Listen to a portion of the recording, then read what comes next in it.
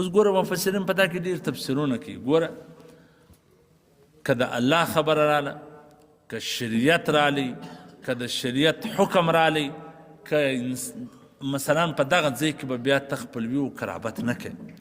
وایي اگر چې ستا پلار ته ضرر رسي، اگر چې ستا ورور ته ضرر رسي، اگر چې ستا یو بل قریب ته ضرر رسي، ستا دا د دې محبت، دا د دې رشته، دا د دې قرابت د انصاف سوا نړی چې کوم څه د الله حکم دی پکار دا ده چې ته هغه حکم عملي کړې.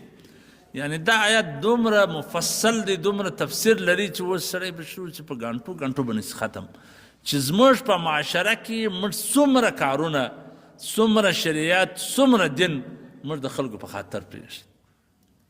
چې وي چاته ووایه چې کوزدا د سنت طریقه وه، تر برو په ښار کې پروت یم، تربرونه راته ګوري، زه څه یعنی دی د تربر په خاطر باندې د انصاف څه واوښتي. مثلا بې انصافي دې ته وایي چې ته د الله د حکم څه سرغړونه وکړې او ته یې پرېږدې، نو درته غټ بې انصافه نشته، درته غټ بې انصافه نشته. اوس د مکې مکرمې مشرکانو چې بتپرستي کول، هغه هم د تربرو په خاطر کول.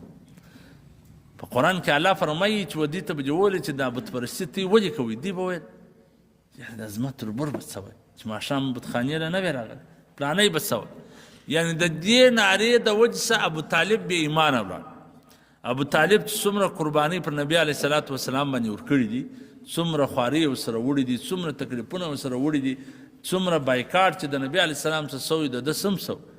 لیکن په آخر وخت کې نبي علیه صلات وسلام دا ورته وفرمیل چې ما ته په غوږ کې کلمه وه.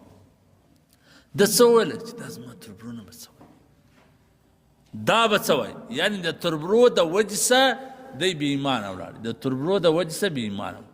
نو نن زموږ په معاشره کې، زموږ په ستاسو په علاقو کې د تربرو په خاطر، د علاقې د رواج او د رسم په خاطر د ډیرو شانو خلاف ورزي موږ کوو، د ډیرو شانو خلاف ورزي موږ کوو. نو الله جل جلاله دا مه کوو.